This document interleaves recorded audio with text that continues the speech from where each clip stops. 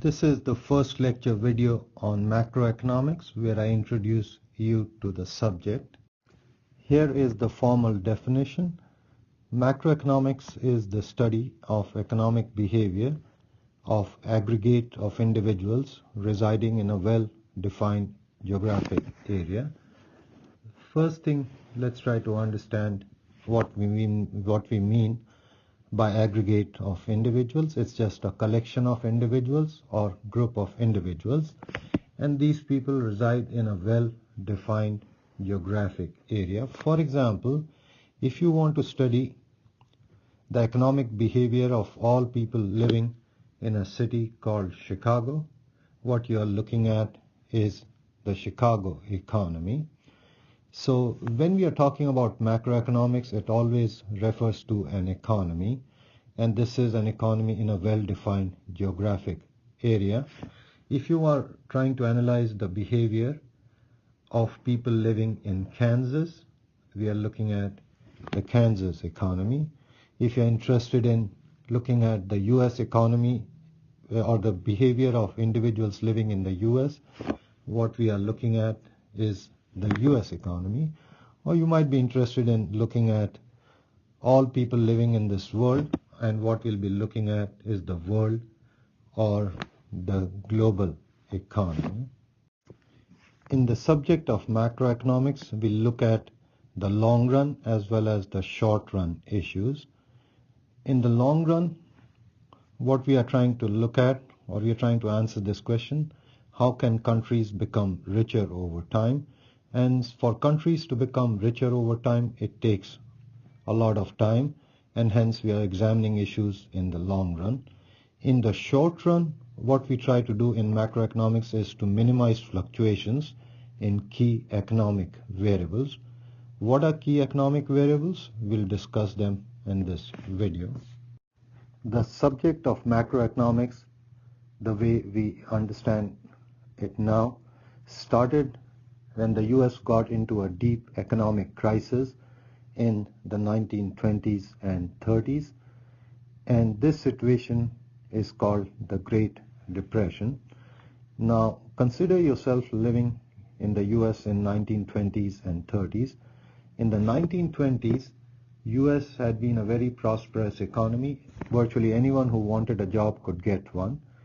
But beginning in late 1929, about 1.5 million people were unemployed, and within 4 years, that is by 1933, this number increased to 13 million people being unemployed out of a labor force of 51 million, or 1 in 4 US worker was laid off during this time.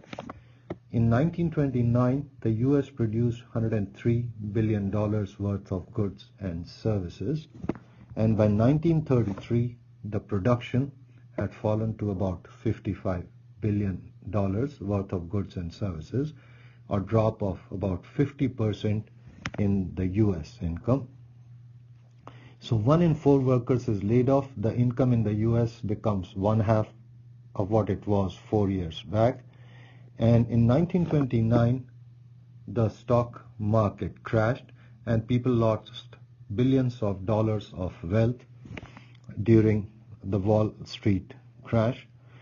Further, as people went to the banks to withdraw their money, the banks refused to let people withdraw. In fact, a number of banks declared bankruptcy and they closed down. So visualize yourself living in a situation like this. A person gets laid off. Whatever money you have saved in the banks, you just cannot withdraw. So how do you survive? And this is a very serious situation and has been aptly called the Great Depression. Now, consider a country being in a situation like this and you are the president of this country.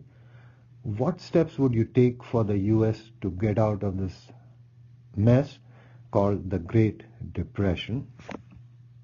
So if one is in a situation like the Great Depression, the first thing that you would try to figure out is what variables or indicators should we be looking at so that when the economy is on the downside, we know this is what is happening, and we do something to prevent it. So there must be a list of variables or indicators that one would look at in order to figure out whether the economy is going up or down. What variables could this be?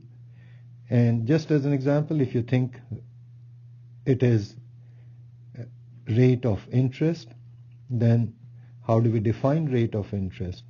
And rate of interest, there are lots of them for an economy. There may be 50 to 100 different rates of interest. What particular rate of interest should the president be looking at, and how do we measure them? And just focus on the second question. For example, suppose I am an Indian citizen and working in the US, and you are trying to take US income as one of the indicators that the US president will be looking at. Now I'm an Indian citizen working in the US. Should my income be a part of the US income, or should it be a part of Indian income? So we need to tackle issues like this so that we look at indicators which are useful. The third thing for us then is, once we know the list of variables or indicators we should be looking at, and we know how to define them and we can measure them, then we have to figure out what kind of theories exist which can explain how and why these indicators or variables can change. And in most of the macroeconomics course at this level, the way it is taught is we'll focus on short-run issues for most part, and that means we are looking at how to minimize fluctuations in these key economic variables or indicators. So most of the macroeconomics course at this level is confined to the short-run issues, and professors spend 1 to 2 lectures on long-term issues. So just keep that in mind. So economists and decision makers have identified or come up with some key economic indicators or variables which could reflect the health of an economy in the short run. The first variable being income of a country, the second one being employment, unemployment in a country. The third economic indicator will be the level of prices in a country. The fourth one will be rate of interest in a country, and the fifth one being exchange rate. So this is what economists or decision makers believe in. These are the key economic variables that the president or the decision makers should be looking at least in the short run. And so this is what we will do in subsequent videos: define each of these key economic indicators and also tell you or explain to you how these will be measured. Once we are done with this, then we'll look at the theories which can help us understand how and why do these variables change. And just two important things that you should keep in mind. This macroeconomics course will always focus on the country as being the well-defined geographic area. So we'll be looking at it from country's perspective. And since I live in the US, I'll be looking at it from the US economy's perspective. And number two, and what we are trying to understand is the short-run issues, and that is how to minimize fluctuations in these key economic variables.